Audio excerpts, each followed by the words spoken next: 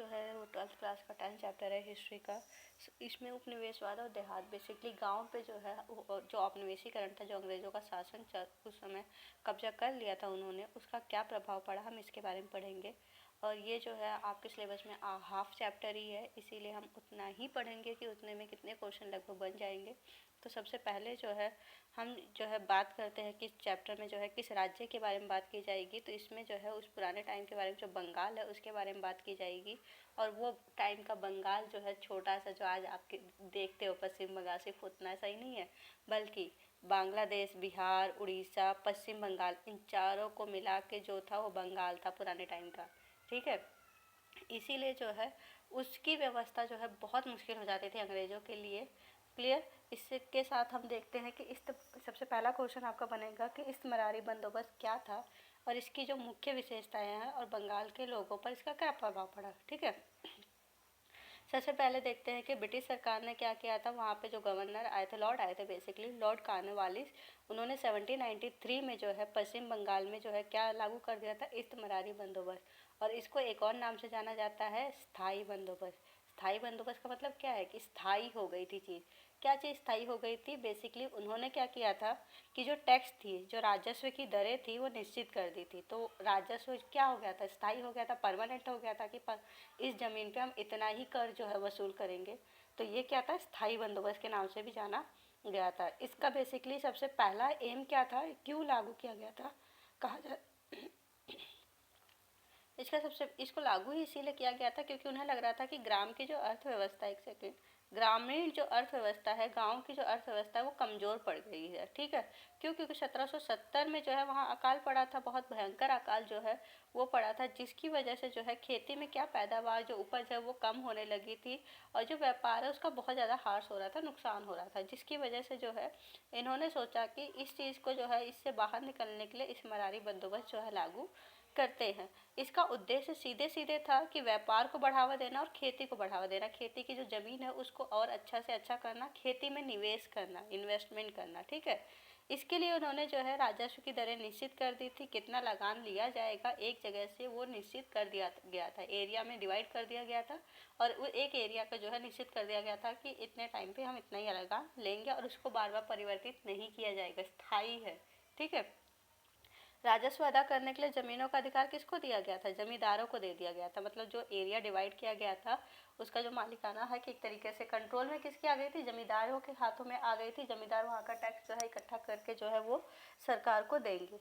इसका उद्देश्य सिर्फ और सिर्फ इतना ही था कि वो जो है लॉर्ड कॉर्नवालिस जो है पश्चिम बंगाल में इस चीज़ को स्थापित करके वहाँ का जो टैक्स की जो व्यवस्था है उसको परमानेंट करना चाहते थे। ठीक है, अब इसके साथ आगे चलते हैं कि इसकी विशेषताएं क्या थी। बेसिकली इसकी विशेषताएं थी कि यह जिस क्षेत्र पे भी लागू की जाती थी उस क्षेत्र की भूमि जमींदारों की स्थायी रूप से दी जाती थी, कि एक परमानेंट जो है एक जमींदार वहाँ का निश्चित कर दिया गया है और वो ज़मीन किसको, उस जमींदार को दे दी जाती थी। या इसके बदले में जमींदार को जो है एक निश्चित धनराशि जो है राजस्व, भू राजस्व के मतलब ज़मीन के टैक्स के रूप में जो है सरकार को देनी पड़ती थी, जमा करनी पड़ती थी। क्लियर।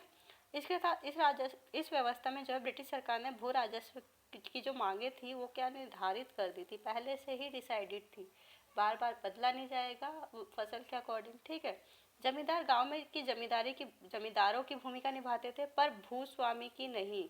मतलब वहाँ पे खेती वगैरह करना, उसको बेचने का अधिकार ये उनका नहीं था। ठीक है, वो सिर्फ और सिर्फ क्या, राजस्व समाहर्ता थे, मतलब एक संग्रहण करने वाले थे। ठीक है, जो टैक्स की रकम मिल रही है उसको इकट्ठा करने वाले थे। ठीक है, अंग्रेजों के अधिकारी की तरह, जैसे अंग्रेजों के ऑफिसर होते हैं उनके काम जो है फिक्स होते हैं ना, तो वो सिर्फ और सिर्फ जमींदार क्या थे, राजस्व को इकट्ठा करने वाला व्यक्ति था।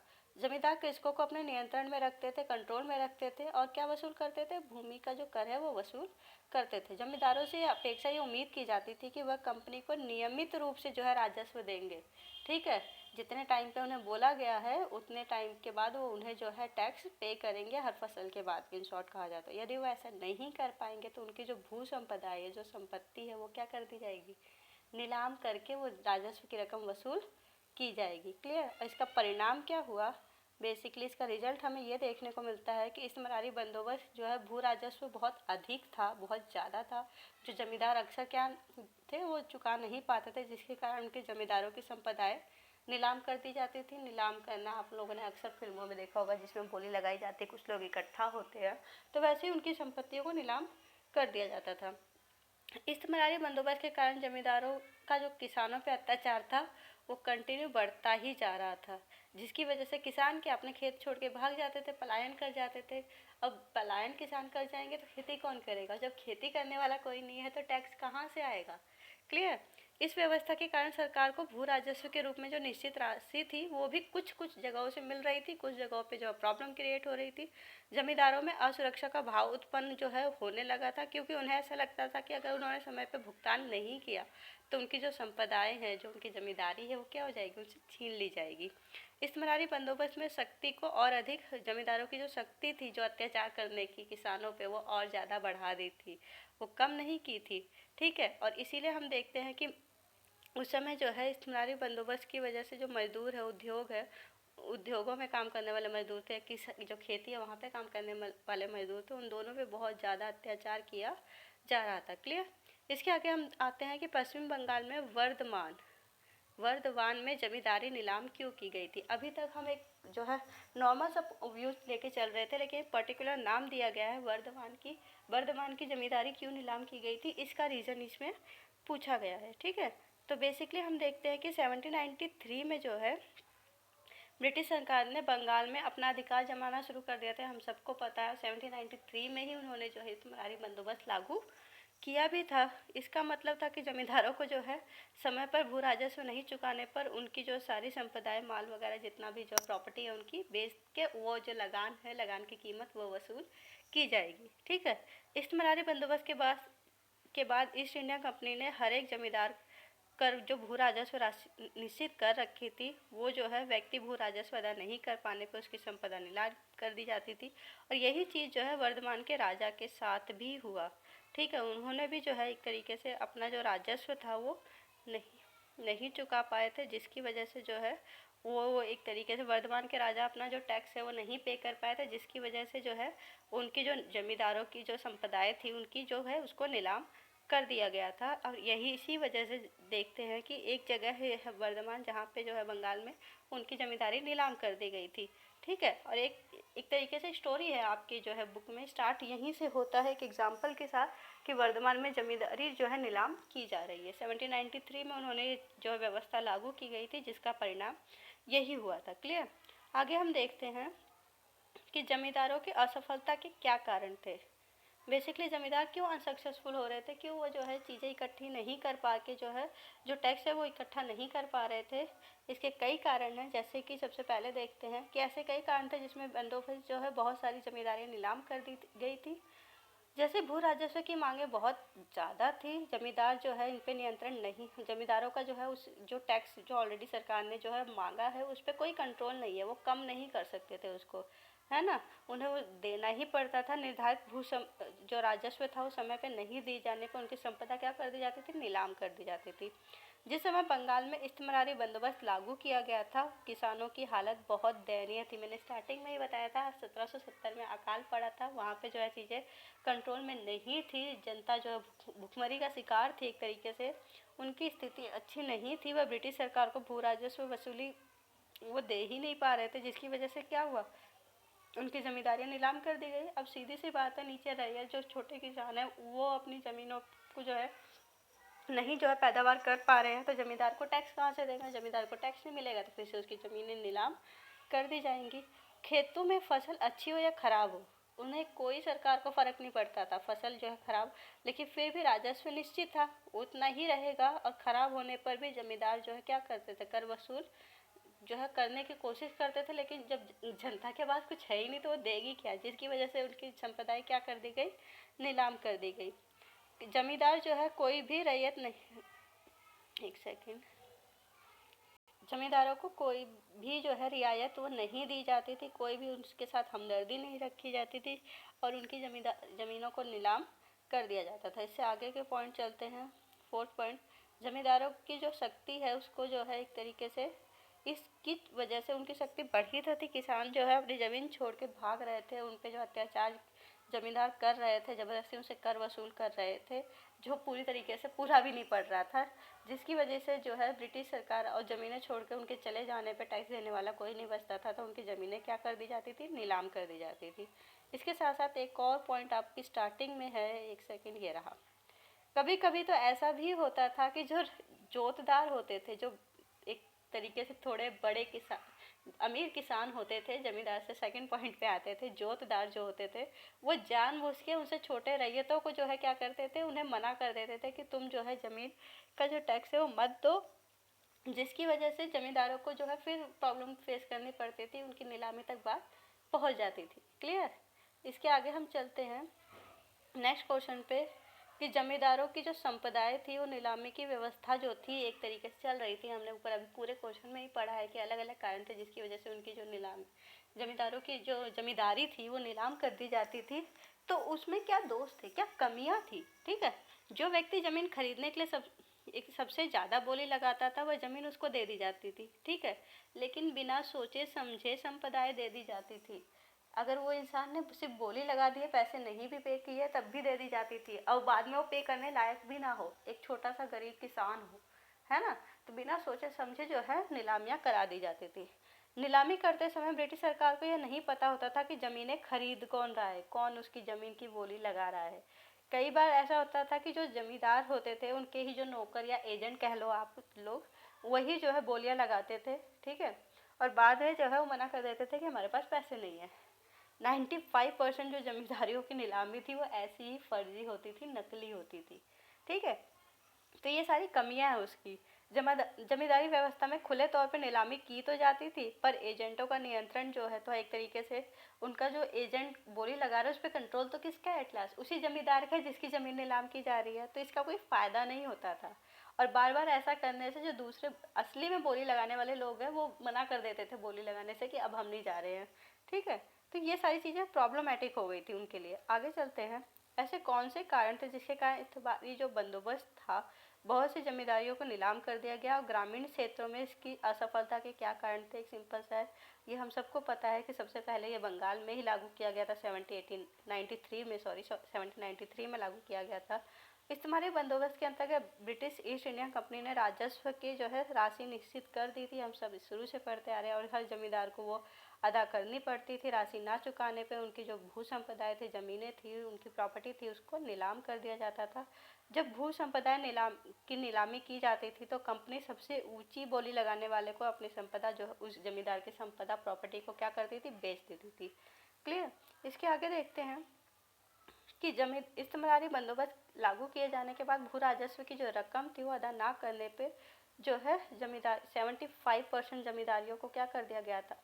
नीलाम कर दिया गया था। मतलब एक जमींदार से दूसरे जमींदार को दे दी गई थी, हस्तांतरित कर दी गई थी। ठीक है, मतलब जमींदारों से उनकी संपत्तियां, उनकी जो जमींदारी की जो वो है ना, नाम है एक तरीके जो उसकी रिस्पॉन्सिबिलिटी है कर इकट्ठा करने की, उसको छीन के दूसरे को दे दी गई थी। और जमींदारों से अपेक्षा की जाती थी कि वह कंपनी के ही नियंत्रण में, उसके कंट्रोल में रहते हुए राजस्व की राशि जो है देगा, उसको जो है वसूल करेगा, और फिर जो एक टैक्स है वो जो है सरकार को देगा, ताकि उसकी संपदा जो है नीलाम ना की जाए, अपनी संपदा को नीलाम होने से बचाने के लिए। भारतीय जमींदारों ने भूमि सुधार करने में कोई निवेश नहीं किया। सबसे बड़ी प्रॉब्लम जो हमने स्टार्टिंग में ही पढ़ा था कि ये किया ही इसलिए जा रहा था कि जो कृषि है उसके क्षेत्र में जो है जमींदार इन्वेस्ट करे और कृषि में बढ़ोतरी हो, उसकी उपज जो है ज़्यादा से ज़्यादा बढ़े, ताकि जो है अच्छा से अच्छा जो है लगान आ सके। ठीक है, लेकिन जमींदारों ने ऐसा कुछ भी नहीं किया। यद्यपि अंग्रेजों को यह उम्मीद थी कि इस्तेमारी बंदोबस्त के बाद जमींदार लोग भूमि सुधार करेंगे, भूमि की जो फर्टिलिटी है उसको अच्छे से अच्छा बनाएंगे, उसको उपजाऊ बनाने में जो है काम करेंगे। लेकिन अंग्रेजों की आशा के विरुद्ध उल्टा काम हुआ। भारतीय जमींदारों ने कोई निवेश नहीं किया, भू राजस्व की मांग अदा करने में बराबर जो है लेट कर देते थे, कोताही बरतते थे, जिसके कारण जो है राजस्व की रकम जो है वो बकाया रह जाती थी, और ये बकाया रहते रहते एक दिन बहुत ज़्यादा बढ़ जाती थी, जिसको वसूल करने के लिए जमींदारों की ही संपत्तियों को नीलाम करना पड़ता था। क्लियर? इसके आगे हम बढ़ते हैं कि वो जो है गांव में असफल क्यों रहे, अनसक्सेसफुल क्यों रहे जमींदार अपना काम करने में। सबसे पहला अत्यधिक ऊंचा राजस्व। जो राजस्व तय किया गया था वो ये सोच के किया गया था कि आगे जो है कंपनी जो है उसमें कोई बढ़ोतरी नहीं करेगी, जब कृषि की जो उत्पादन है वो बढ़ेगा। उनको ये उम्मीद थी कि कृषि का उत्पादन आगे आने वाले टाइम में बढ़ेगा, और इसके लिए उन्होंने उसके हिसाब से जो है राजस्व तय किया था। लेकिन आगे चल के ऐसा कुछ भी नहीं हुआ, और उस समय भी जब ये लागू किया गया तब भी जो है कृषि की हालत बहुत ख़राब थी। उत्पादन में कोई वृद्धि नहीं हो रही थी, कीमतें बढ़ती जा रही थी, है ना, जिसकी वजह से जो है सारा जो बोझ था वो धीरे धीरे जो जमींदारों पे ही आ गया था, जिसकी वजह से जो है जमींदार जो है वो असफल रहे, अनसक्सेसफुल रहे। क्लियर। इसके साथ साथ निम्न कीमतें, किन चीज़ों की निम्न कीमतें थी? देखो, ऊंची 1790 के दशक में लागू की गई थी ये जो व्यवस्था है, कृषि की उपज की कीमतें बहुत नीचे थी, फसल जो है बहुत सस्ती बेची जा रही थी। अब जब सस्ती फसलें बेची जा रही है तो किसान के पास तो कुछ है ही नहीं ना, या तो अपना भरण पोषण कर ले या तो टैक्स ही दे ले। ठीक है, जिससे रैयतों के लिए जमींदारों को देय राशि चुकाना, जो टैक्स है, वो बहुत ज़्यादा मुश्किल हो गया था। देय राशि मतलब देने वाली राशि जो है वो बहुत मुश्किल हो गई थी। जब जमींदार स्वयं किसानों के राजस्व इकट्ठा नहीं कर पाता था तो आगे कंपनी को निर्धारित राशि कैसे दे पाता, है ना, सीधी सी बात है। इसके साथ आते हैं प्राकृतिक विपदाएं। राजस्व असमान था। असमान का मतलब है कि हर जगह पे जो है अलग अलग था, सारी जमींदारियों का एक नहीं था। लेकिन हाँ, एक जमींदारी का एक राजस्व निश्चित था कि आने वाले टाइम में भी उसको उतना ही देना है। क्लियर। राजस्व असमान था। फसल अच्छी हो या खराब हो, राजस्व का भुगतान तो करना ही है। कोई फर्क नहीं पड़ता है कि फसल जो है कैसी हो रही है, अकाल पड़ रहा है, सूख जो है एक तरीके से बाढ़ आ जा रही है, या कोई दूसरी सिचुएशन हो रही है, उसमें भी जो है आप एक तरीके से उन्हें क्या करना है कि राजस्व देना ही देना है, राजस्व से छुट्टी नहीं है। क्लियर। तो और सूर्यास्त होने तक, जिस दिन की लास्ट डेट है उस दिन सूरज देवता के डूबने तक ही जो है उनके पास टाइम होता था, अदरवाइज जो जमींदार है उनकी जो ज़मीनें है वो नीलाम कर दी जाएंगी। क्लियर। इसके साथ साथ आगे चलते हैं। जमींदारों की जो शक्ति थी उसको क्या किया था इन्होंने, सीमित कर दिया था, लिमिटेड कर दिया गया था। क्लियर। जिससे हमें ये पता चलता है कि जो इत्तमरारी बंदोबस्त के स्टार्ट में जो है जमींदारों की शक्ति को रैयत राजस्व इकट्ठा करने और अपनी जमींदारी के संबंध में सीमित कर दिया गया था। मतलब अब वो जो है ज़्यादा एक्टिव नहीं हो पा रहे थे, पुलिस वगैरह या न्याय वगैरह की जो व्यवस्था थी वो इनके कंट्रोल में नहीं थी। ठीक है। उसके लिए उन्होंने जो है अलग से जो है, आप आगे पढ़ोगे कि अलग से जो है ब्रिटिश अधिकारी नियुक्त किए गए थे जो न्यायिक व्यवस्था जो है वहाँ पे चलाने के लिए। इनके पास फोर्स वगैरह नहीं होती थी, जिसकी वजह से जो है ये अपना कार्य जो है अच्छे से नहीं कर पा रहे थे। इसके साथ साथ जो है जमींदारों ने जो है इसका जो एक तरीके से दूसरी तरीके से भी इस्तेमाल किया था। इन्होंने किसानों पे अत्याचार करना शुरू कर दिया था जब वो उन्हें टैक्स नहीं देते थे। अधिक से अधिक जो है काम करवाने लग गए थे किसान जो है एक तरीके से, जिसकी वजह से किसान दुखी हो गए थे और वो जगह छोड़ के भागने लग गए थे। ये हम आगे भी पढ़ चुके हैं। इसके आगे हम चलते हैं कि जमींदारों को भू राजस्व एकत्रित करने के लिए किन समस्याओं का सामना करना पड़ता था, क्या प्रॉब्लम थी उनकी। जमींदारों की भू राजस्व इकट्ठा करने के लिए जो है अधिकारियों की तरह नियुक्त किया, एक अधिकारी नियुक्त करते थे जिसको अमल कहा जाता था। ये खुद नहीं जाते थे गांव में, बेसिकली जमींदार तो शहर में रहता था, उसे इन चीज़ों से मतलब नहीं होता था। गांव में उनके जो अधिकारी नियुक्त किए गए हैं, अमल जिसे कहा जाता है, वो जाते थे जमींदारों के भू राजस्व इकट्ठा करने के लिए। ठीक है। जमींदारों को भू राजस्व समय पर नहीं मिलता था क्योंकि कभी कभी खराब फसल हो जाती थी, कीमतें जो होती थी बहुत नीची होती थी, बहुत सस्ते दामों पे जो है उनका सामान बिक जाता था किसानों का। भू राजस्व जो है इसी वजह से वो टाइम पे नहीं दे पाते थे। रैयत अर्थात जो किसान थे, छोटे किसान थे एक तरीके से, जिनके पास ज़मीनें थी, जो खेती कर रहे थे, वो कई बार जानबूझकर भी समय लगा देते थे, अदा नहीं करते थे। अब इनको ऐसा करने के लिए कौन कहता था? जोतदार कहते थे। मैं पहले ही पढ़ा चुकी हूँ आप सबको, है ना। एक समस्या यह भी थी कि जो धनवान रैयत थे, जिन्हें जोतदार मंडल कहा जाता है, वह जो है ज़्यादातर कोशिश करते थे कि बहुत लेट दे जमींदारों को या फिर कम से कम दे, जिसकी वजह से जब जमींदारी नीलाम होगी तो जोतदार जो है वो उसकी जमींदारी को खरीद कर खुद जमींदार बन जाएगा। ठीक है। इसकी वजह से भू राजस्व जो है ज़्यादातर समय पे कलेक्ट नहीं हो पाता था। इसके आगे चलते हैं कि ब्रिटिश सरकार ने जमींदारों को किस प्रकार नियंत्रित किया, किस तरीके से कंट्रोल किया। ब्रिटिश सरकार ने जो है जमींदारों की सैन्य टुकड़ियों को जो है भंग कर दिया, ख़त्म कर दिया, जिससे वो विद्रोह ना कर सके। ठीक है। सीमा शुल्क समाप्त कर दिया, मतलब एक राज्य से दूसरे राज्य में जाने के लिए जो है वो जो टैक्स लगता था, बॉर्डर टैक्स, वो ख़त्म कर दिया। जो कचहरियाँ लगती थी वो भी ख़त्म कर दी। न्याय के फैसले देने के लिए जो है वो अब कलेक्टर नियुक्त कर दिया गया था। ठीक है। जमींदारों से जो स्थानीय न्याय, स्थानीय पुलिस की व्यवस्था थी, उसकी शक्ति छीन ली गई थी। भू राजस्व निश्चित समय पर न देने के कारण उनकी संपदाएं भी नीलाम कर दी जाती थी। अब तो उनके पास कुछ भी नहीं बचा। क्लियर। अब आगे बढ़ते हैं। बुकानन कौन था? बुकानन के अनुसार पहाड़ी लोग कौन थे, ठीक है। बुकानन बेसिकली फ्रांस का एक चिकित्सक था जो 1794 से 1815 तक जो है बंगाल में रहा था, चिकित्सक के रूप में सेवा की थी उसने। बेसिकली जब ईस्ट इंडिया कंपनी ने उससे जो है रिक्वेस्ट की थी तो उसने भूमि का सर्वेक्षण किया था, उसका जो है एक तरीके से जो निरीक्षण किया था, उसको जो है अलग अलग जगहों पे घूमा फिरा, वहाँ पे कैसे लोग रहते हैं, कैसी खेती करते हैं, सारी चीज़ों के बारे में उसने जानकारी इकट्ठी की थी, ठीक है। अब आगे से पढ़ते हैं कि बुकानन के अनुसार जो पहाड़ी लोग थे वो कैसे होते थे, ठीक है। उसके हिसाब से भी तो कुछ जो है उसने जो देखा वो क्या क्या लिखा है। पहाड़ी लोग उसके अकॉर्डिंग झूम खेती करते थे। इसका मतलब क्या है, झूम खेती का क्या हम शुरू से पढ़ते आ रहे हैं, बेसिकली भूमि के एक टुकड़े को साफ करना, कुछ समय के लिए वहाँ खेती करना, और जब भूमि की उपजाऊ शक्ति कम हो जाए तो उसको छोड़कर दूसरी जगह यही कार्य रिपीट करना, राइट। ये हम शुरू से पढ़ते आ रहे हैं, आई थिंक 9th क्लास से कंटिन्यू रहा है आपका। और इसीलिए आप आगे पढ़ते हैं कि वो उसके हिसाब से पहाड़ी लोग कहाँ रहते थे, राजमहल की पहाड़ियों के आसपास जो है जो पहाड़ियाँ थी वहाँ पे रहते थे, जंगलों की उपज से जो है अपना गुजर बसर करते थे। पहाड़ी लोग खाने के लिए दालें और ज्वार बाजरा जो है आदि उगाते थे, किसके जरिए, झूम खेती के जरिए, क्लियर। जंगलों से पहाड़ी लोग खाने के लिए जो है महुआ का फूल इकट्ठा करते थे, इसके अतिरिक्त बेचने के लिए कोया, राल, काठ, कोयला, बहुत सारी चीज़ें इकट्ठा करते थे और बेच देते थे। बेसिकली ये आदिवासियों की तरह ज़िंदगी जीते थे, जो जंगलों के आसपास कुछ गांव बसे हुए हैं उनका भी यही कार्य था, ठीक है। और बेसिकली पहाड़ी लोग भी उन्हीं की तरह ही हैं। पेड़ों के नीचे जो छोटे छोटे पौधे उगाते थे या पड़ती जमीन पर जो घास फूस आती थी वो वहाँ पे ले जाके अपने पशुओं को चराते थे, चारागाह का की तरह वो काम करता था उनके लिए, ठीक है। चारागाह जहाँ पे जानवरों को चराया जाता है। पहाड़ी लोग खेती के लिए कुदाल का प्रयोग करते थे, इंपॉर्टेंट है, अच्छे से याद रखना। पहाड़ी और संथाल दोनों में यही अंतर है कि पहाड़ी लोग कुदाल का प्रयोग करते थे और संथाल हल का प्रयोग करते थे, ठीक है। बेसिकली ये भी एक हथियार है, जैसे फावड़ा होता है वैसे ही होता है, बस पतली सी होती है। तो ये लोग कुदाल का प्रयोग करते थे, हल का प्रयोग करने में इन्हें संकोच होता था, ठीक है। जंगल में शिकार भी करते थे। आगे पढ़ते हैं, एक सेकेंड, हाँ। ये लोग पहाड़ी लोग झोपड़ियों को अपना जो है तरीके से घर बनाकर जो है रहते थे, उन मैदानों पे आक्रमण भी करते थे जहाँ किसान स्थायी रूप से रहते थे, क्योंकि पहाड़ी लोग तो स्थायी रूप से नहीं रहते ना। जब वो झूम खेती कर रहे हैं तो एक जगह पे टिकेंगे कैसे, वो अपना जो है एक तरीके से मूव करते रहते थे, ठीक है। पहाड़ियों द्वारा ये आक्रमण मुख्यतः जो है तब होता था जब अभाव मतलब खाने की कमी हो जाए या अकाल पड़ जाता था, तो खुद को जीवित रखने के लिए जो है ये क्या करते थे, जो मैदानी इलाका है वहाँ पे अटैक कर देते थे, ठीक है। मैदानी लोग पहाड़ी लोगों से क्या डरते थे, मैदानों में रहने वाले जमींदारों को नियंत्रित रूप से जो है किराए नाम का जो टैक्स है वो दिया।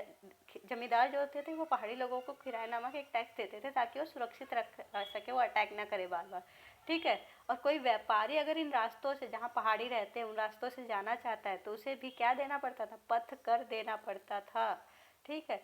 पथ कर दिया जाता था, पथ का कर, उस रास्ते का कर दिया जाता था पहाड़ी लोगों को, ताकि ये गारंटी रहे कि व्यापारियों की रक्षा की जाएगी और उनका जो माल है, जो सामान है वो लूटा नहीं जाएगा, क्लियर।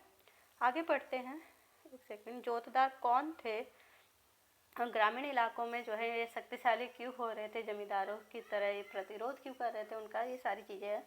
सबसे पहले जोतदारों के बारे में देखते हैं कि कौन थे। धनी किसानों को जोतदार कहा जाता, जो अमीर किसान थे। बंगाल में जोतदार जो है जमींदारों के पास सबसे ज़्यादा जो है शक्तिशाली होते थे। बेसिकली जमींदारों की जब जो जमींदारी नीलाम होती थी कई बार यही जोतदार खरीद लेते थे, ठीक है। अलग अलग स्थानों पे जोतदारों को अलग अलग नामों से जाना जाता है, जैसे हवलदार, गाटीदार, मंडल, ठीक है। ये ज़्यादा शक्तिशाली थे, क्यों, जोतदारों के पास ग्रामीण क्षेत्र के पास की भूमि का वही क्षेत्र होता था जिसे ईस्ट इंडिया कंपनी उन्हें देती थी। ईस्ट इंडिया कंपनी खुद इन्हें ज़मीन का टुकड़ा देती थी खेती करने के लिए, और उसके बाद आसपास के जंगलों को साफ करके उस एरिया को बढ़ाते भी जाते थे। जोतदारों का ग्रामीण क्षेत्र के व्यापार और साहूकार के कारोबार पर भी इनका नियंत्रण होता था, ठीक है। जो व्यापार वगैरह हो रहा है वो इनके कंट्रोल में ही होता था गाँव से। यहाँ तक कि जोतदारों की ज़मीन जो है बटाईदार मतलब किसानों के माध्यम से जोती जाती थी, खुद कार्य नहीं करते थे, मतलब मजदूर जो किसान है, छोटे किसान और वो कार्य करते थे। और जब कार्य करते थे तो उपज जो पैदावार हुई है उसका आधा हिस्सा जो है जोतदार को देते थे वहाँ पे, ठीक है। जबकि जमींदारों को निर्धारित भू राजस्व ही प्राप्त होता था। इनकी तो जितनी पैदावार है उसका हाफ दिया जाएगा, पैदावार ज़्यादा है तो ज़्यादा मिलेगा, है ना। लेकिन जो जमींदार है उनको तो ऐसा कुछ नहीं है, जो निश्चित भू राजस्व है सिर्फ वही मिलेगा। जोतदार जमींदारों का विरोध करते थे, वे उनकी भू राजस्व नीति का घोर विरोध करते थे कि टैक्स वगैरह नहीं उन्हें चाहिए, ठीक है। आगे पढ़ते हैं कि और क्या विशेषताएं हैं। कि जोतदार गांव में रहते थे। ये बात याद रखना कि अभी मैंने बताया था कि जमींदार कहाँ रहते थे, शहरों में रहते थे, जबकि जोतदार कहाँ रहते हैं, गांव में रहते थे। ग्रामवासियों को अपने नियंत्रण में रखते थे, गांव के जो लोग होते थे उन्हें अपने कंट्रोल में रखते थे। जबकि वो जो जमींदार होता है शहर में, वो कैसे कंट्रोल करेगा, बिल्कुल, है ना। रैयत अर्थात जो जोतदारों पर निर्भर रहने वाले किसान थे, इसलिए जोतदार जो है वो एक तरीके से उनको जो है डरा धमका के जो है जमींदारों को टैक्स जो है नहीं देने को कहते थे, ठीक है। जोतदार जमींदारों को राजस्व भुगतान में जानबूझकर देरी करते थे। जमींदारों की जमींदारियां नीलाम होती थी और ऐसी स्थिति में वो खुद उन जमीनों को खरीद लेते थे, ठीक है। जो छोटे छोटे किसान जमींदारों से जो है जुड़े होते थे, उन्हें जोतदार डराते थे और मना करते थे कि उन्हें भू राजस्व जो है वो ना दिया जाए, ठीक है। आगे पढ़ते हैं कि जमींदारों ने अपनी संपदा नीलाम होने से बचाने के लिए क्या क्या तरीके अपनाए थे, कौन कौन सी ऐसी चीज़ें थी जिससे वो अपनी संपत्ति को बचा सकते थे, ठीक है। तो सबसे पहली चीज़ है फर्जी बिक्री। इसके बारे में हमने पहले भी पढ़ा था कि क्या होते थे कि वो जो है जब बिक्री का समय आता था, जब नीलामी करने की टाइमिंग आती थी, तो ज़्यादातर जो उनके एजेंट होते थे वही जो है उस नीलामी में जाते थे, ठीक है। फर्जी बिक्री का मतलब यही है ना कि जमींदारों की ने अपनी संपदा की नीलामी के समय फर्जी बिक्री को अपनाया था। इस दौरान वो उनके एजेंट ही उस संपत्ति को क्या करते थे, खरीद लेते थे। तो उन्हीं के पास वापस ही घूम फिर के ज़मीन आ गई। क्लियर। इसके आगे चलते हैं कि जमींदारों ने अपनी संपदाओं को नीलामी से बचाने के लिए संपदा को किसके नाम पे कर दिया था। बेसिकली ये जो रूल था ईस्ट इंडिया कंपनी ने बनाया था कि जो संपत्ति स्त्रियों के नाम पे होगी वो उसको नीलाम नहीं करेंगे। तो बेसिकली अपनी पत्नी या माताओं के नाम पे अपनी संपत्ति जो है जमींदार कर दिया करते थे। जमींदार जानबूझकर ब्रिटिश सरकार का भू राजस्व प्रदान नहीं करते थे, क्योंकि ऐसा न करने से उनकी संपदाएं नीलाम कर दी जाती थी तथा नीलामी बार बार होने से कई बार ब्रिटिश सरकार नीची कीमत पे जमींदारों को उनकी ही संपत्ति वापस उनको बेच देते थे, है ना। तो बेसिकली उन्हें सस्ती पड़ती थी, जो राजस्व था वो बहुत ज़्यादा था। क्लियर। जमींदार अपनी संपदाओं को छीन कर भी अपने पास ही रखते थे। ऐसी स्थिति तब होती थी जब कोई बाहरी व्यक्ति नीलामी में ज़मीन तो खरीद लेता था, लेकिन जब वो कब्जा करने के लिए आता था तो उसको जो है उसके लठियाल, जमींदार के लठियाल मतलब जो गुंडे टाइप के लोग होते हैं ना, जो लठ वगैरह यूज़ करते हैं, लाठी वगैरह का मारपीट वगैरह करके उन्हें भगा दिया जाता था। आज भी कई जगहों पे ऐसा होता है कि बेसिकली संपत्ति खरीदने के बाद जो है उसको जो है जब कब्जा किया करने के लिए कोई जाता है तो कोई दूसरा गुंडा वगैरह जो उस पर कब्जा कर लेता है। तो यही चीज़ थी। जमींदार रैयत तथा किसानों पर भी अपना प्रभाव जमा कर रखते थे, क्योंकि रैयत जमींदारों की संपदाओं की सुरक्षा करते थे। वह नए नए खरीदारों और जमींदारों को नीलामी में घुसने नहीं देते थे। जो छोटे छोटे किसान थे वही ये चीज़ें करते थे कि वो जो है जो नए खरीदार है, जिसने जो है वो ज़मीन खरीदी है, वो जब कब्जा करने आता था तो ये रैयत जो है उन्हें अंदर घुसने ही नहीं देते थे। बार बार जो एजेंट ऊंची बोली लगाकर क्या करते थे, ज़मीन खरीदने से बार बार मना कर देते थे, जिसकी वजह से जो है जो दूसरी बोली लगाने वाले लोग हैं वो आने से कई बार मना कर देते थे कि अब बार बार नहीं जाएंगे, ठीक है। इस तरीके की नीतियों को अपना के जमींदारों ने क्या किया था, अपनी संपदाएं नीलाम होने से भी बचा ली थी और जमींदारियों पर नियंत्रण भी बनाए रखा था।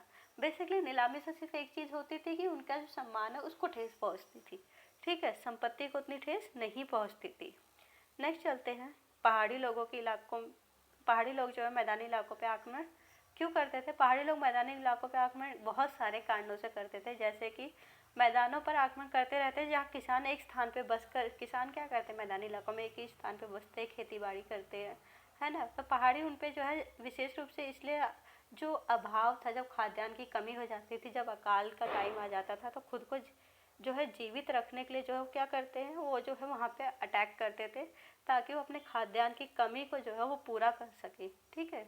और कोई रीज़न नहीं होता था खास। और इसके साथ पहाड़ी लोग मैदानी इलाकों पे आक्रमण अपनी ताकत दिखाने के लिए भी करते थे। बेसिकली ये हम पहले से ही पढ़ते आ रहे हैं कि इतिहास हमारा ऐसा ही रहा है कि जितनी ज़्यादा ज़मीन है, लड़ाई झगड़ा जो है या फिर स्त्रियों पे जो है को अपने पास रखना, ये किसका प्रतीक होता था, उनकी ताकत का प्रतीक होता था। यहाँ पे भी वही चीज़ है, ठीक है। आगे चलते हैं कि पहाड़ी लोग मैदानी इलाकों पे आक्रमण करते थे ताकि वे बाहरी लोग अंग्रेजों के साथ अपने राजनीतिक संबंध स्थापित कर सके। जब कनेक्शन होगा, अटैक होगा, जब वो संधि के लिए आएंगे तभी तो ये सारी चीज़ें होंगी ना, तो संबंध स्थापित करने के लिए। क्लियर। नेक्स्ट चलते हैं। मैदानी इलाकों में पहाड़ी क्षेत्रों के आक्रमणों से बचने के लिए क्या क्या प्रयास किए गए थे। अब इतने सारे अटैक हो रहे हैं तो कुछ ना कुछ कोशिशें भी की जाएंगी उससे बचाव के लिए। बेसिकली क्या होता था, वो अपने बचाव के लिए क्या करते थे, मैदानी इलाकों में जो जमींदार होते थे वो जो है खिराज नाम का जो कर है वो पहाड़ों में जो पहाड़ी लोगों के मुखिया होते थे उसको जो है अदा करते थे, ताकि वह खुद को सुरक्षित जो है वो जो है आश्वस्त करते थे। और व्यापारी लोग जो है क्या करते थे, वो पथकर देते थे। पथकर देने से क्या होता है कि व्यापारियों की रक्षा वो करते थे, और इसके साथ साथ आश्वासन देते थे कि हम उनका माल जो है, उनका जो सामान है वो नहीं लूटेंगे। क्लियर। इसके साथ आगे चलते हैं कि अंग्रेज जंगलों को साफ कर स्थायी कृषि के विस्तार क्यों करना चाहते थे, कोई भी कारण बताइए। 5 कारण बेसिकली। अब ब्रिटिश सरकार ने पहाड़ी क्षेत्रों में हस्तक्षेप इंटरफेयर क्यों किया था, क्या कारण थे, है ना। अब जो है इसको पढ़ते हैं हम, बेसिकली कौन से 5 कारण जो है हमने जो है बनाए हैं।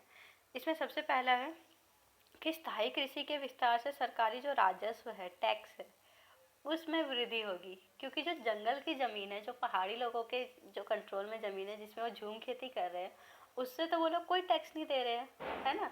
तो राजस्व वृद्धि के लिए उन्होंने क्या किया था, उन्होंने जो है जो पहाड़ है उसमें जो इंटरफेयर किया और वहाँ पे जो है एक तरीके से जो खेती है उसको विस्तार दिया। ठीक है। इसके साथ साथ इस जो फसल तैयार होगी इस ज़मीन पे, तो इसको निर्यात के लिए फसलें पैदा की जा सकती है, जो उनसे उनके जो है व्यापार में वृद्धि होगी। क्लियर। इसके साथ साथ सुव्यवस्थित समाज की स्थापना होगी, एक व्यवस्थित स्थान होगा।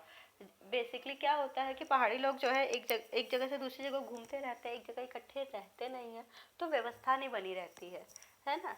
किसके पास कितने जानवर है, कितना खेत है, कितना टैक्स लगेगा, इन सारी चीज़ों की जानकारी कैसे रखी जाएगी जब वो बार बार घूमते रह रहे हैं, एक जगह तो टिक के रह नहीं रहे। तो सुव्यवस्थित समाज की स्थापना करने के लिए उन्होंने जो है इसको स्थायी कृषि को, जो परमानेंट खेती है कि एक जगह बस के जो है खेती की जाए, उसको बढ़ावा दिया था। किसने? अंग्रेजों ने। अंग्रेज वैसे भी जंगलों को उजाड़ मानते थे। उजाड़ मानते थे मतलब कि वो ऐसा मानते थे कि वो वीराना है एक तरीके से, और वनवासियों को क्या, असभ्य मानते थे, बर्बर, बिल्कुल निर्दयी मानते थे, उपद्रवी मानते थे, जो एक तरीके से एक जगह टिक ना रहे, बहुत ज़्यादा जो कहते हैं ना हुड़दंग करे, उस तरीके से क्रूअल समझते थे वो। ठीक है। जिन पे शासन करना, जिनको कंट्रोल करना बहुत मुश्किल होता था अंग्रेजों के लिए, इसीलिए जो है उन्होंने क्या किया, जंगलों को साफ करना और कृषि को बढ़ावा देना शुरू कर दिया था। ठीक है। इसके अतिरिक्त वे जंगली लोगों को जंगली लोगों को क्या, सभ्य बनाना चाहते थे। क्यों? क्योंकि ऊपर वो असभ्य मानते थे। उनका मानना था कि जो शिकार का काम है उसको छोड़कर उन्हें स्थायी खेती करनी चाहिए। क्लियर। और इसीलिए उन्होंने क्या किया था, वहाँ पे हस्तक्षेप किया था, इंटरफेयर किया था। इसके आगे देखते हैं कि जमींदारों के समय भू राजस्व अदा न करने के क्या कारण थे। बेसिकली इसका भी वही चीज़ें हैं। देखो, जब जमींदार ब्रिटिश सरकार को समय पर भू राजस्व नहीं दे पाते थे तो उनकी सैन्य टुकड़ियाँ और उनकी जो सैन्य शक्तियाँ हैं वो नीलाम कर दी गई थी, उनकी संपदाएं नीलाम कर दी जाती थी। ठीक है। ब्रिटिश सरकार ने सीमा शुल्क को समाप्त कर दिया था। उनकी कचहरियों को जो है कलेक्टर द्वारा जो है एक तरीके से कंट्रोल किया जाता था। ये कलेक्टर ब्रिटिश सरकार के होते थे और स्थानीय न्याय और पुलिस की जो है व्यवस्था कर दी गई थी। राजस्व जो है जमींदार समय पे अदा नहीं कर पाते थे तो उनकी जो है एक तरीके सरकार जो है अपने द्वारा नियुक्त कलेक्टर को आदेश देती थी कि वह जो है जिले का कार्यभार जो है एक तरीके से संभाल ले। क्लियर। जिसे जमींदार जो है ब्रिटिश से अधिकार प्राप्त थे वह सारे उससे क्या किए जाते थे, छीन लिए जाते थे और वो कलेक्टर को दे दिए जाते थे। इससे हमें पता चलता है कि भू राजस्व अदा न करने के कारण जमींदारों ने ब्रिटिश सरकार को किस तरह से उनके अधिकार छीन लेती थी। और पश्चिम बंगाल में जो अमीर किसान होते थे वो उन्हें क्या कहा जाता था, जमींदार कहा जाता था। इसके आगे हम पढ़ते हैं। एक सेकेंड, थोड़ा बड़ा कर देते हैं। हाँ, अब ठीक है। पहाड़ी लोग जो है वो मैदानी क्षेत्रों में आक्रमण क्यों करते थे, क्या कारण था, ये एक बेसिकली वो किसके लिए, प्राकृतिक आपदा से बचने के लिए जो है, अपने को जीवित रखने के लिए जो है वहाँ पे अटैक करते थे मैदान। ये जो अपनी ताकतों को दिखाना चाहते थे, राजनीतिक संबंध स्थापित करना चाहते थे बार बार आक्रमण करके।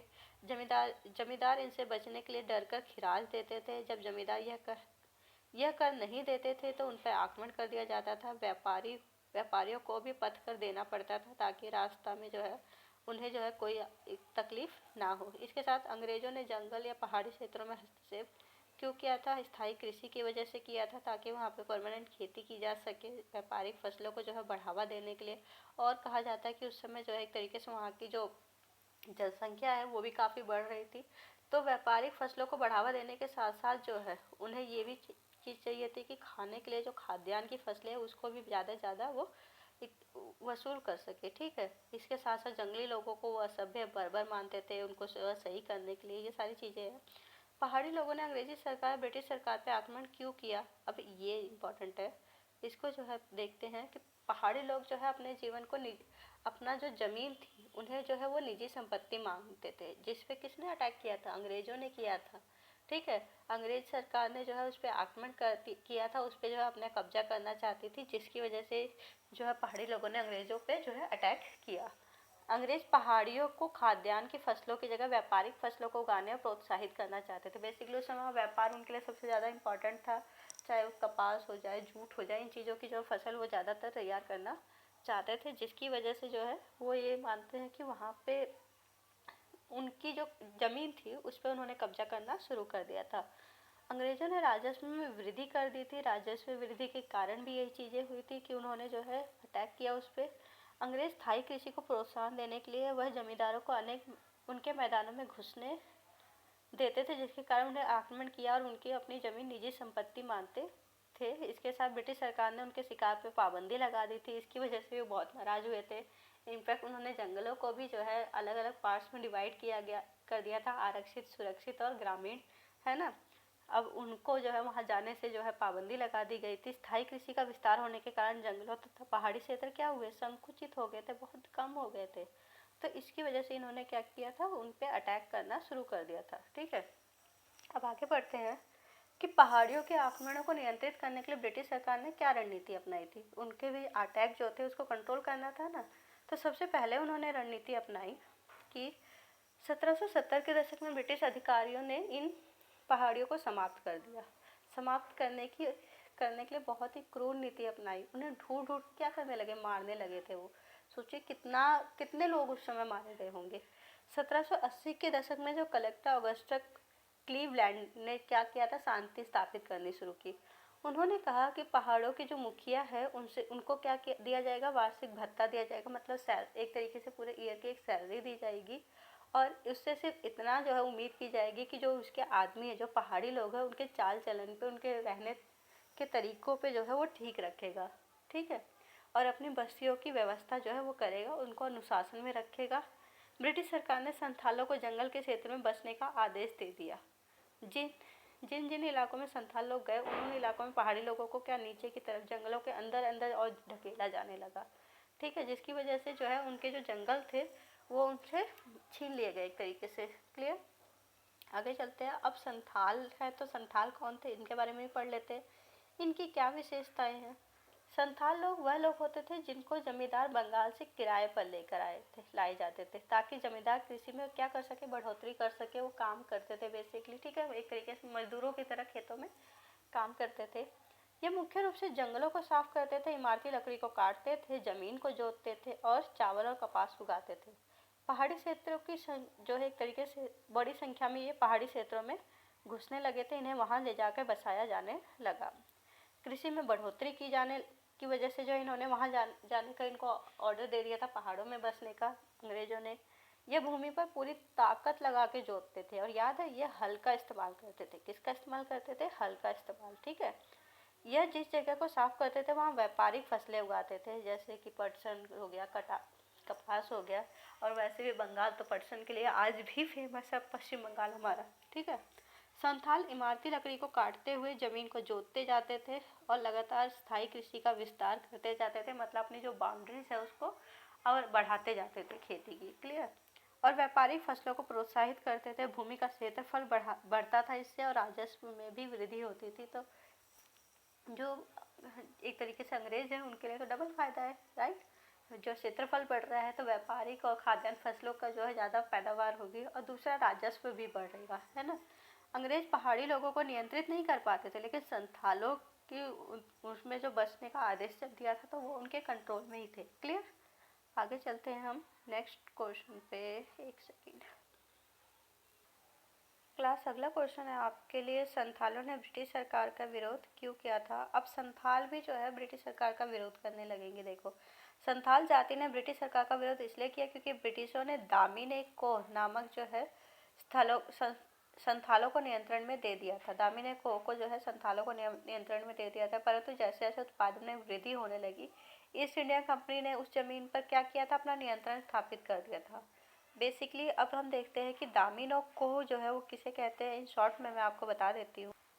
ब्रिटिशर्स ने बेसिकली जो ज़मीन जो है पहाड़ियों से छीनकर संथालों को दी थी, उसी ज़मीन को दामिने को कहा जाता था।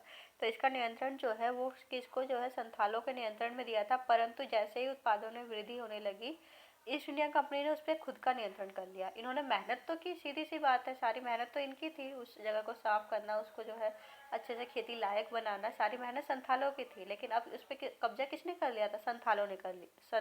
ब्रिटिश ईस्ट इंडिया कंपनी उस पर कब्जा करना शुरू कर दिया था। तो इसीलिए जो है संथालों उनसे नाराज हो गए थे। संथाल जिन व्यापारिक फसलों को उगा रहे थे, उन फसलों को ज़्यादा से ज़्यादा फायदा किसको? ब्रिटिशर्स को हो रहा था। ठीक है, उस पर उनकी कीमत का जो सही एक तरीके से अधिकार है वो इनको नहीं दिया जा रहा था। ब्रिटिश सरकार ने राजस्व की मांग अत्यधिक बढ़ा दी थी, टैक्स भी बढ़ा दिया और राजस्व इकट्ठा करने का काम जमींदारों को दिया, जिसके कारण वे राजस्व इकट्ठा करते उनके ज़मीनों पर कब्जा कर लेते थे। जमींदार क्या करते थे कि जो व्यक्ति राजस्व इकट्ठा नहीं पा रहा था संथालों में, वो उनकी ज़मीनों पे कब्जा कर लेते थे। तो बेसिकली इनकी सारी मेहनत पे तो किसका फ़ायदा जा रहा था? जमींदारों का जा रहा था, है ना। जमींदारों का या अंग्रेज़ों को मिल रहा था।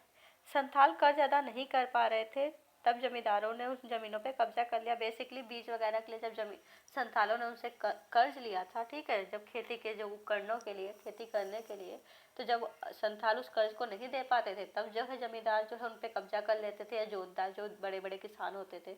ब्रिटिश सरकार पर्याप्त रूप से कर न मिलने की स्थिति में भी ज़मीनों को नीलाम कर देती थी इनके। तो चारों तरफ से जिस ज़मीन के लिए इनको लाया गया था, वो ज़मीन जब इन्होंने उपजाऊ बना दी, तो अब वो ज़मीन इनसे ही छीनी जाने लगी थी, जिसकी वजह से जो है ये क्या अंग्रेज़ों के खिलाफ हो गए। अब एक छोटा सा क्वेश्चन है, रैयतवाड़ी व्यवस्था क्या है? रैयतवाड़ी व्यवस्था बेसिकली ब्रिटिश सरकार ने जो है वो स्टार्ट की थी, जिसमें जमींदारों से कर न लेके सीधा किससे वो कर लेती थी? रैयत से, जो है जो छोटे किसान हैं उनसे कर लेती थी। ठीक है, राजस्व लेने से पहले भूमि का आकलन किया जाता था कि कितनी भूमि है, कितनी फसलें उगी है, और उस आधार पर राजस्व निश्चित किया जाता था। और रैयतों को राजस्व ब्रिटिश सरकार को ही देना होता था डायरेक्ट। क्लियर? रैयतवाड़ी व्यवस्था के तहत राजस्व निश्चित नहीं था, जैसे कि ऊपर ही हमने पढ़ा था, इस मनारी बंदोबस्त में राजस्व पहले से डिसाइडेड होता था, लेकिन रैयतवाड़ी में नहीं होता था। प्रत्येक वर्ष होने वाले उत्पादन पे ही निर्भर करेगा कि आपको टैक्स कितना देना है आपकी फसल के ऊपर। इसमें ज़मीनों का सर्वेक्षण भी किया जाता था और हर 30 साल बाद किया जाता था ये कार्य। सर्वेक्षण करके भूमि को 4 भागों में बांटा जाता था, चचर, बंजर, परौती, पीलेज, और उसी के आधार पर फिर क्या होता था, जो टैक्स है वो निर्धारित किया जाता था। रैयतवाड़ी बंदोबस्त में लिया गया इस्तेमारी बंदोबस्त में लिए गए राजस्व से अधिक होता था। इस जो प्रोसेस में टैक्स मिलता था वो इस्तेमारी बंदोबस्त के मुकाबले बहुत ज़्यादा होता था। ठीक है, और जहाँ तक मुझे पता है ये क्वेश्चन आपके सिलेबस में है नहीं, एक बार आप लोग चेक कर लीजिएगा। हम नेक्स्ट जो है क्वेश्चन पे चलते हैं। दामिने को क्या है? दामिने को के क्षेत्र के माध्यम से ब्रिटिश सरकार ने संस्थानों को क्या नियम निर्धारित किए थे, इसका विस्तार का परिणाम क्या हुआ, ये सारी चीज़ें हम देखते हैं। सबसे पहले आते हैं दामिने को क्या है, जो है इसके लिए आपका कि 1813 में जो है ये कहाँ पेश की गई थी? सेकेंड, 1813 में जो है ये कहाँ पेश की गई थी? संसद में पेश की गई थी, वो भी यहाँ की नहीं, कहाँ की? ब्रिटेन की संसद में। ठीक है, ये 1813 में जो है ब्रिटेन की संसद में जो है पेश की गई थी। भारत की जितनी प्रशासनिक गतिविधियाँ है उसका वर्णन था इसमें, और 1002 पृष्ठों में तैयार की गई थी। ये कितने पृष्ठों में? 1002 पृष्ठ थे, इसके पेजेस थे। 1813 में ये ब्रिटेन की संसद में पेश की गई थी, और यहाँ पे जितनी भी गतिविधियाँ हो रही है, जितने भी कार्य हो रहे हैं, उन सब का जो है डिटेल में वर्णन किया गया था। इसमें जमींदारों की स्थिति का वर्णन था, उनके दिए गए वक्तव्य का वर्णन, बेसिकली जो भाषण वगैरह दिए गए थे उसका भी वर्णन इसमें था। जमींदारों और रैयतों के मध्य कैसे संबंध है, इसका भी वर्णन किया गया था। इसमें जमींदारों द्वारा वसूले गए कर का भी जो है वर्णन था। इसमें जमींदारों की स्थिति को प्रदर्शित किया गया था कि उनकी कंडीशन कैसी है, किन परिस्थितियों में जमींदार कर देने से इनकार कर देते हैं, इसका भी वर्णन था। और उसकी संपदा नीलाम करने के क्या जो है परिणाम हो रहे थे, सारे का इस्तेमारी बंदोबस्त क्या था, उसको लागू करने के क्या असर हुए थे, सबका। रैयत और जमींदार व्यापारी सबका वर्णन किया गया था। स्थायी बंदोबस्त को लागू करने का वर्णन किया गया था। राजस्व की दरें बताई गई थी। जो आम किसान है उनका वर्णन किया गया था। इन सबका वर्णन इसमें बहुत अच्छे से किया गया था। आज के लिए इतना ही है आपके लिए। आपका जो चैप्टर है ये यहीं ख़त्म होता है। अगर पसंद आए तो अपने दोस्तों के साथ ज़रूर शेयर करें। Thank you so much.